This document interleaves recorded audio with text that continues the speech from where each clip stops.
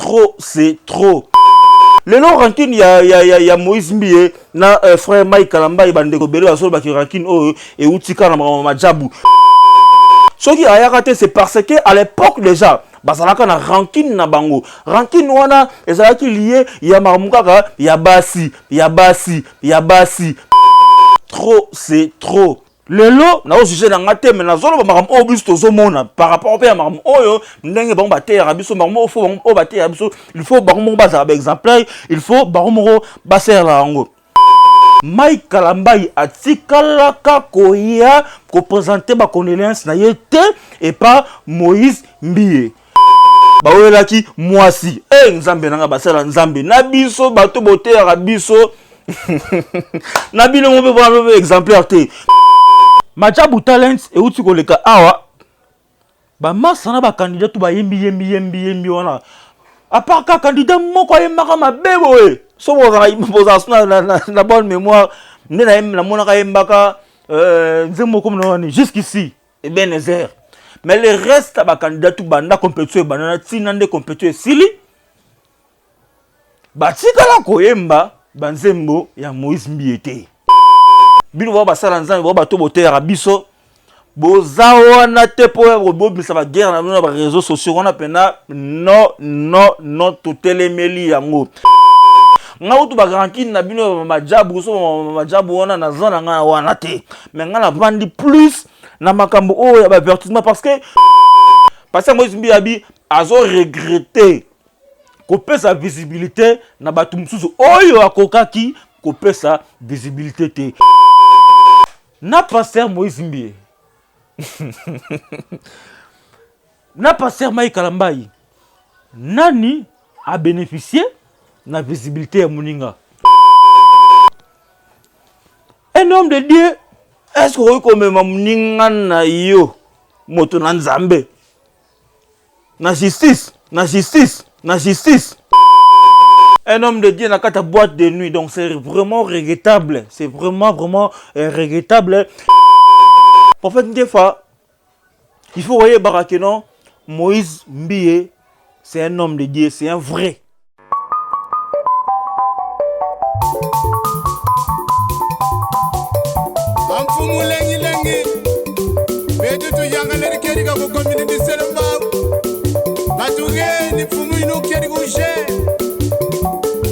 Papa Uki, Sadisa Bana, Wayalua Mumudila Kena, Amo, YouTube, Metro Makengo, télévision, na Suisse, Ozorudu Wankunga Mimbot, Imatea Tremana Mambot, Landa YouTube, télévision.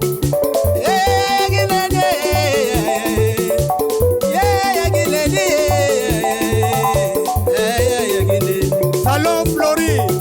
Mama Moïse.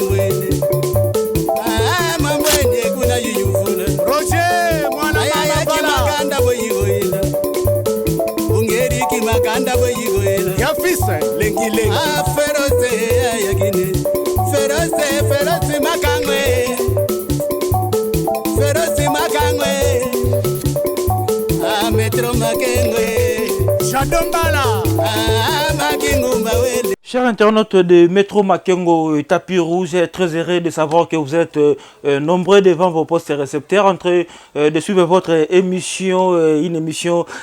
présentée par votre humble serviteur Christian Vangou, Papa Bombo, mais ça n'a toujours qu'on s'appelle Sabino à côté partout pour nous reconnaître. Kolukela bino ba actualité boyebiki awa na kati ya Métro Makengo bozala toujours à jour pour na kozwaka ba news toujours en temps réel parce que Yabino va mouler azalaka pour na kosepel Sabino. Alors bande on biso merci vraiment na ndenge vous allez toujours continuer à renouveler confiance Sabino na kati ya chaîne Abino parce que boyebiki Yabino va mouler azalaka toujours ona pour na kosepel Sabino. Alors lelo Christian Vangoulé donc naza vraiment ngamoko na plateau le loto eto meka ko sorato c'est la bino nous analyse oyo ezo déranger lelo na ba réseaux sociaux sociaux tozomona basala nzambe o bazo potana entre bango na bango mingi. Il s'agit de pasteur Moïse Mbie na pasteur Mike Kalambai na biso na bino toyebi nini ozo tungisa lelo. Alors rapidement avant que to fungola dossier on je dis un grand merci à maman Christelle Mbumba, donc mon boss depuis nakati ya Suisse, donc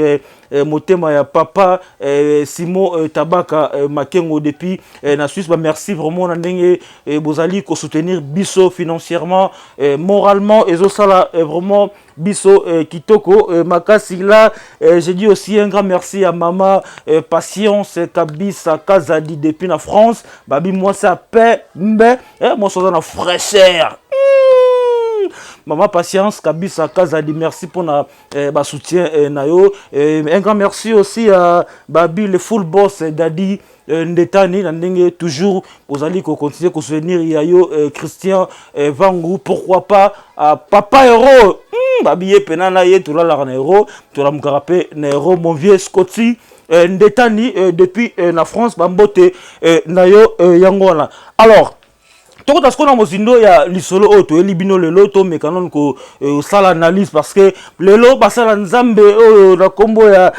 pasteur Moïse Mbie na pasteur Mbaye Kalambai ba sala vraiment honte na kati ya ministère ya bonzambe parce que tu rappeler que vous me goût ba biso ba o goût ya moto que na biso ba praité mais tout se comportera hermon pe boité par rapport ya bango ba to ba terre biso liloba na nzambe le lo rankine ya Moïse Mbie na frère Mike Kalambai bandeko belo asolo ba rankine o et utika na majabu mais par rapport à la source o biso to zoeli bino parce que Christian va kota partout pour na okende kolukela bino ba news to rappeler que ranking oyo ya Moïse Mbie na Mike Kalambai e bandika na ya majabu te soki toza na bonne mémoire bandeko botala ngai na yebi ke bino pe boza maele ka nde biso pe toza maele to mekano ko sala analyse oyo ensemble na bino tozo ngana osimba mukie par rapport ya ranking ya Moïse Mbie na Mike Kalambai e bandina majabu te nde bozo ba ke no majabu nde sali non ranking oyo e banda depuis tangu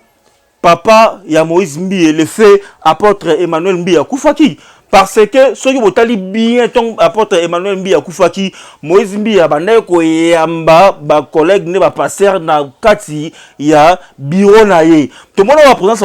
ya frère Patrice Bayaka tout le monde a présence ya ba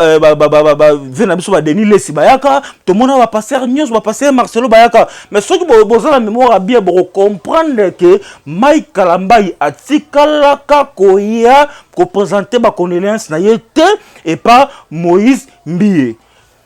Pourquoi ayakate? Tout le monde a conduit à dossier momuke. Ce qui ayakate c'est parce que à l'époque déjà bazalaka na ranking na bango. Ranking wana ezalaki lié ya maramukaka ya basi ndenge ba source o biso tozui. Bandeko na ngai na bino toyebi ke église wana Bethel ya ondeza église o esali Mike Kalambai azala lelo oyo azalelo. Fait papa apôtre Emmanuel Mbie aza père spirituel ya Mike Kalambai ye mutu pena pesa nde to biso pena balingala ba yange moto lobara ye nde pena mta pesa makambu ye mta formé ba nde tonga zaki no centre na ndenge lelo to yebi ke no Mike Kalambai comme pe mutu c'est parce que na kati église on na visibilité et ça la kipe et que combo ya frère Mike et mata moi likolo to le boya na biso pété kazara ne pe centre pas ya Thomas Lokofa e mba ne be kuno mais à l'époque peut on ne va pas Thomas Lokofa a e bana kana mte bandeko. Le lot va passer à côté à biso le pardon. Le lot va passer à côté à biso to éviter peut-être boya loko va bengi ingratitude. Mais ce qu'on a dossier oyo to sur le lot non to on sima pas to chiter na temps présent là qui le lot nenge ranking wana et comité na ba réseaux sociaux en tout cas et au sala bien té. To me ngana ko so ngana osima est-ce que le pasteur Mike Kalambai na relation na intimité oyo bazalaki nango na Moïse Mbie pe na reconnaissance oyo parlait à Zaranango à travers fait apôtre Emmanuel Mbie est-ce que nani Mike Kalambai azalaki mutu oyo kwa ko ya matanga ya apôtre Emmanuel Mbie te tous nous ensemble na bino et malgré ba ki na rancune na on a passé à Moïse Mbie on les anda kuna on les anda ko ça lié pour azala donc ceux qui aya quitté parmi bateau ba kene ko pesa ba connaissance bango pas passer Moïse Mbie c'était parce que a éviter qui ba kutana ba mbala ba kutana fara pour ba ki na rancune na bango entre parenthèses ozaki mupanzi o biso na bino à l'époque tozaki no ba ignorant to ba quitté nini o bana ko se passer entre les deux pasteurs wana. Et après, tous à la surprise, le jour où enterrement de tout le monde, pasteur Mike Kalambai, na cimetière, ami comme il a avant, bande de Soubaya, Kokoma, na cimetière, on a sauvé un mot, et ça a dit bongo, mascara, la terre, madame Solé Tolobezaki, mascara, pour na rokosa, na mokili, la salle de l'essentiel, na mo, mais par rapport, il y a intimité, il y a famille, n'est comme qui. Azalaki mutu oyo il fallait aya kolela papa na apôtre Emmanuel Mbie na kati ya résidence place Moïse Mbie bana ko yamba batu po yé matango ezalaki nde ya yé Mike Kalambai matango ezalaki nde ya yé azalaki mutu oyo il fallait za nde coller serré na masana ye Moïse balela papa ensemble biso pe na ndenga ba caméra pe to mona bon ignorant que tozalaki to ebete ke ba na problème na bango. Na va bien que soi-disant ba olela ki mwasi nzambe nanga basala nzambe na biso bato bote ya biso na bino mo be exemplaire te par rapport à la vidéo au bozolo to ki vidéo ebimaki ya Moïse ya pardon ya pasteur Mike Kalambai na kata boîte bato bola ko juger pasteur Moïse Mbie so ka faux pasteur so muto ba kisi so ki banini mais au moins azala moi ki bo moto parce que vidéo wana oyo ya Mike Kalambai na kata boîte na bandeko ba chéri wana na ba chéri wana so ki pasteur Moïse Mbie azala ki muto a garder rancune ya Mike Kalambai alinga pas la vidéo na pe sango soit ne zawaka que non na biso ba chroniqueur ba journaliste ba publier vidéo na tam sur lopo ba salir pe image ya Mike Kalambai tandis que tout Mike Kalambai to yebi biso so ba masolo le ka masolo ba Eliane ba feno nde ba kosela Moïse Mbie makambo OK ba vérité ko bimakeno ezaki na bato ba ki na simana ye o ba check ba moyen na bango pour luka ba nuire combo ya pasteur Moïse Mbie ba secret nyonso na ebimi lelo mais bien grand to mona Eliane ayaka ko luka ko senga pardon et pas pasteur Moïse Mbie parce que ba sakanaka na mosali na nzambe te bande ko bola nanga partout na mona tie bon on analyse vraiment donc bofungola pena misu bofungola matoi to ke nepena molo na bikena mito to na temps sur la note mais ngala note sur la kaka na ba commentaire donc to sur la ba commentaire et après to na mona ba commentaire na ndeka bo message ba commentaire ba émission na biso et après to yasko ko ça la deuxième partie on a comme suite et fin il y a kati il y a analyse oyo lelo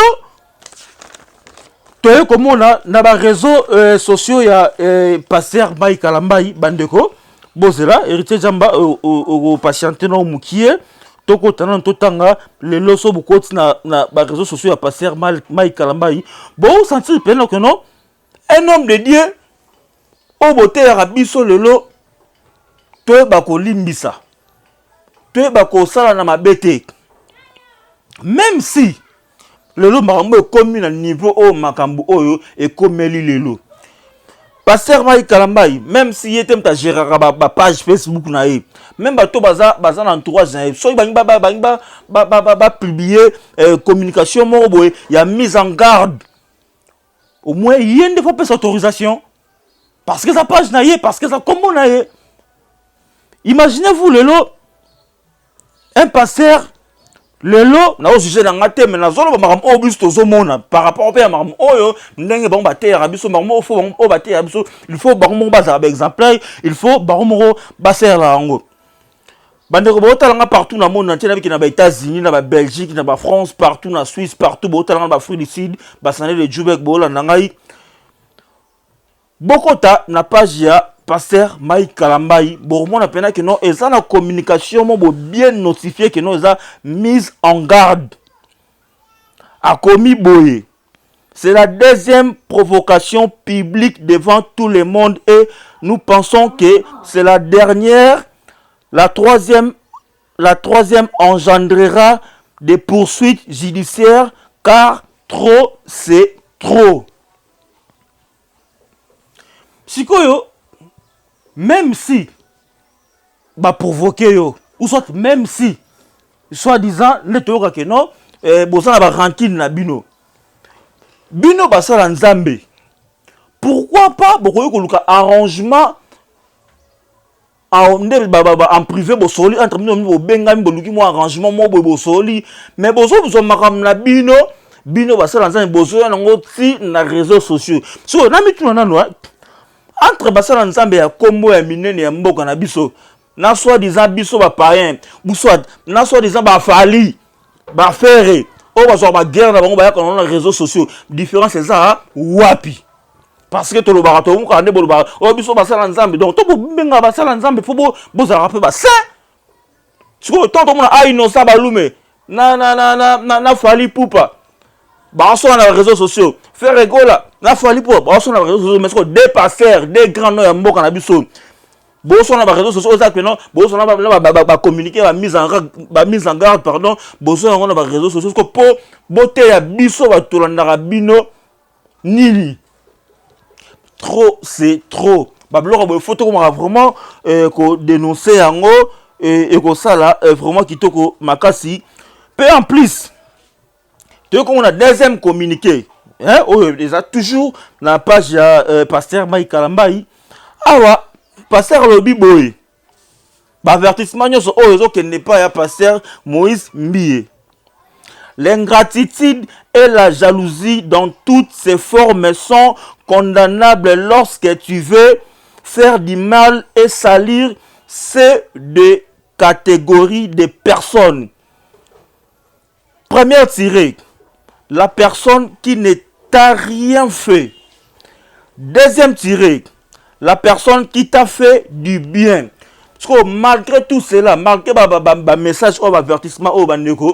et ça peine à bandeko msoupe oyo pe ba réagir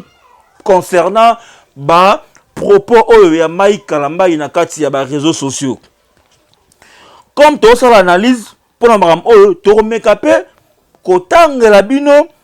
ba commentaire ya bandeko o ba réagir na ba communiquer ya pasteur Mike Kalambai. En tout cas na na réalisation déjà hérité Jamba le caméraman na filmer bon dessin mais à Kirikou au poster biso communiquer o nenga na tanyongo boy bandeko pas mon parce que mon que non et ça makamu ya solo ngana na ko monter le côté na juste ko pesa information o eza musala na ngai il faut na yaka ko informer na bandeko o batala biso parce que na minute au dossier o ningisi mokili na minute au dossier o eza vraiment ya ko ina poso boto total pe bien après tanga no commentaire o Majabu Talents et uti ko leka awa ba masana ba candidat tu ba yembi wana à part ka candidat moko yemaka mabebo so boza na bonne mémoire ndena na mona ka yembaka nzemo comme non jusqu'ici et bien Ezer mais le reste ba candidat tu banda compétition banana tinande compétition sili ba tikala ko yemba banzembo ya Moïse Mbiete. En tout cas, tu as aveuglé parce que tu as bien non ni bandé pour le côté mais tu dois prendre ce que tu landeli m'de tu comprendre ce que nini ezai koleka na katiwana ba nous ba ke passer à Mike Kalambai yo ka nous ala victime mama penyele yaki ba saison 1 ba saison 2 ba saison 3 ba jackpot yaki yo ka ndem to ozala innocent mama mutuna yo ka ndeba provokaka. Ce qui concernant ba message ba communiquer notre temps la bino ya passer Mike na page na ye bande comme sous ba réagir donc na été hérité jamba yo pour faire nini o ba capture wana o laksango bande ko batanga ba moto na sala wanta mo ke lecture yo au pour faire nini Montréal na sa mo lecture ouais na sa mo lecture et ça va bien ndeko moko mususu o pesa na nga ba tuté ndeko wana ya lobi pasteur Mike Kalambai c'est votre calme qui pousse aux gens frustrés jaloux de créer des choses contre vous. Parce que en vous voyant, vous reflétez le bonheur plus que jamais malgré tout ce que vous avez vécu. Vous comprenez? Les diables n'aiment pas ça. Alors s'il vous plaît, le Seigneur a toujours été votre avocat. Laissez-le prendre le contrôle. Au moni, héritier Jamba, message natangi oyo, bimisela no bandeko bota rabiso na télé, bamu na message oyo, capture message oyo. même bandeko oyo ba commenter oyo mona même commentaire aux âmes ndenge mona makambo oyo nga na lobby bino ba basala nzambe ba to botera biso boza wana te po bobimisa ba guerre na ba réseaux sociaux wana pena non totelemeli yango nga utu ba garantie na bino majabu so majabu wana na zona nga wana te mais nga na vandi plus na makambo oyo ya ba avertissement parce que Moïse Mbi abi azo regretter kopesa visibilité na batu mususu oyo akokaki kopesa visibilité te siko pe to moni donc tout le monde a visibilité là c'est que non le que non batu mususu batu ya a présenter na miso batu akoya ko sala yango te so pe to moni kota passer Mike Kalambai azolo bela ming mambuya ingratitude siko batu botela biso partout na monde na te kota opena na kitana voana to dozono mukie na pasteur Moïse Mbi na pasteur Mike Kalambai nani a bénéficié na visibilité ya moninga soki to tcha lokola ingratitude entre bon balé nani arrose à l'ingrat envers l'autre point d'interrogation ba de bota la biso bo répondre biso na ba commentaire vraiment et que ça là kitoko makasi toya lokola toya na deuxième commentaire ndeko moko lobi boya toujours na communiqué ya pasteur Mike Kalambai alobi la Bible nous montre que nos différends doivent être traités entre nous en tant que frères et non devant les tribunaux. Un homme de Dieu, est-ce que vous comme mninga yo moto na nzambe na justice wa c'est comme non kofelo na papa mba parce que différence ni o bino la sabso que no te biso faire to ba to to simba la Bible na bango ba soit disant ba kisi donc franchement musique en nzambe mon père mon Dieu comment longo beaucoup ba baisse un homme de Dieu n'a qu'à ta boîte de nuit donc c'est vraiment regrettable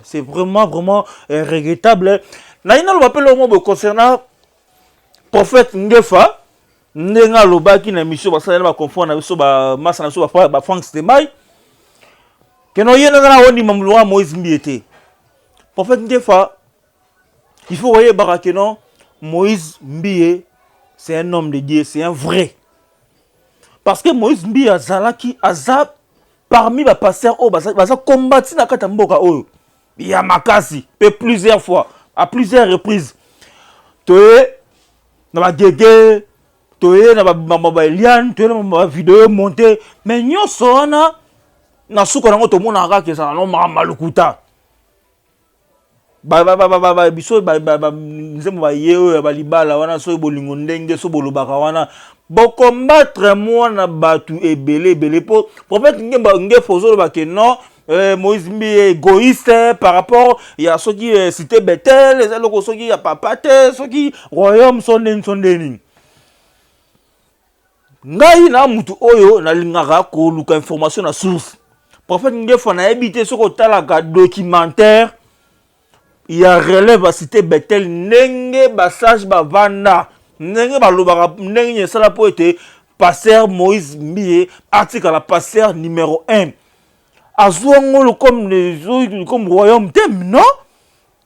na documentaire on a basage balobango très bien que non ton basali réunion le fait Emmanuel Mbi papa ya pasteur Moïse Mbi paix à son âme aboyaki kotikela Moïse Mbi azala comme pasteur ndebe to bapana na basage on ba so luka ko nani o ba ocha parce que na moment na ki malade fala ke so ba so na poto ne Moïse aye asengi que papa botianga na meka na sa na me côté finance ngatem na no simbango ba kolo ba gérer yango comment yo le prophète nge foko ba que non Moïse égoïste ou comment non animaki asala ministère wana mais côté ya mama mbongo yete ta gérer tanga bandi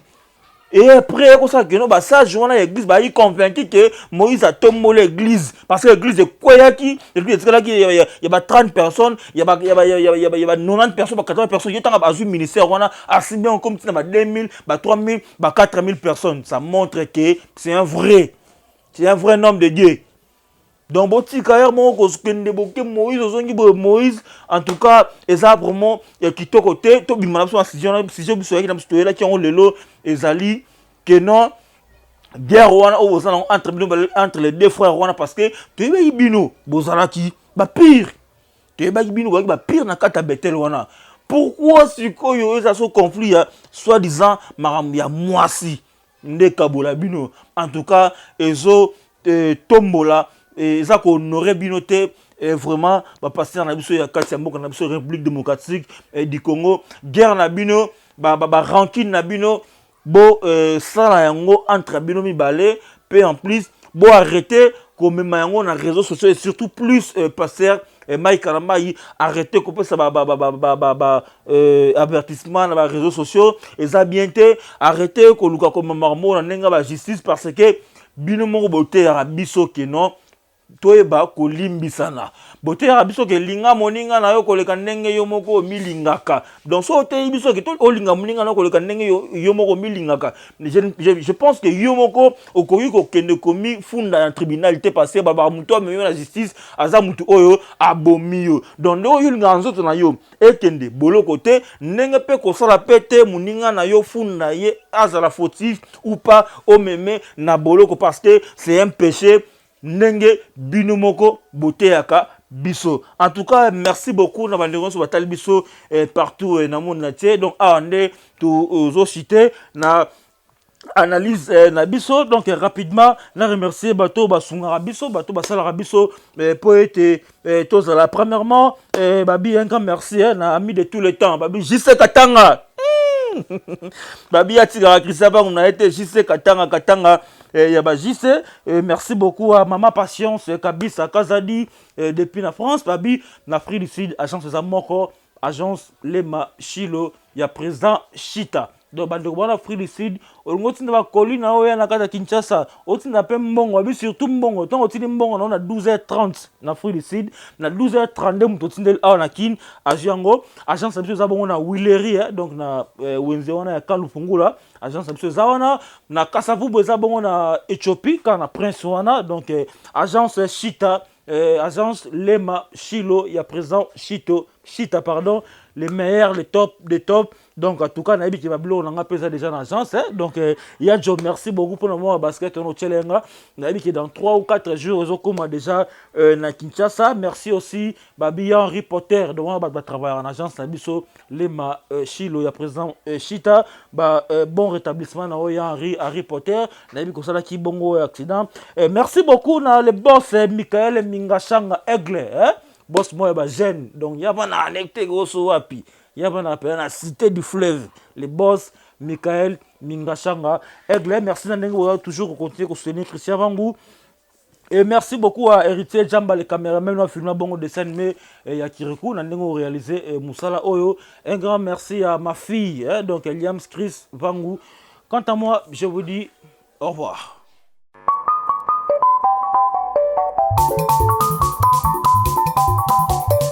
Amfumu lengi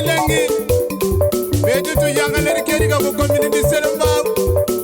batuge ni fumu ino keri ko je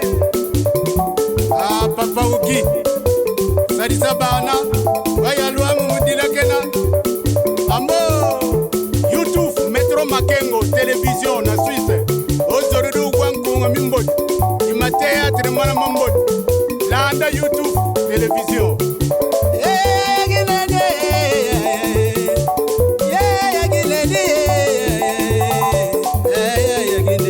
Salon Flori, mama moimwene, mama mwene kuna yuyufuna. Roger, mwana mama kimakanda boyigoila, ungeri kimakanda boyigoila. Yafisa lengi lengi. Feroze ayagine, feroze makangwe, feroze makangwe. Metro Makengwe, Shadombala, Makingumba wele.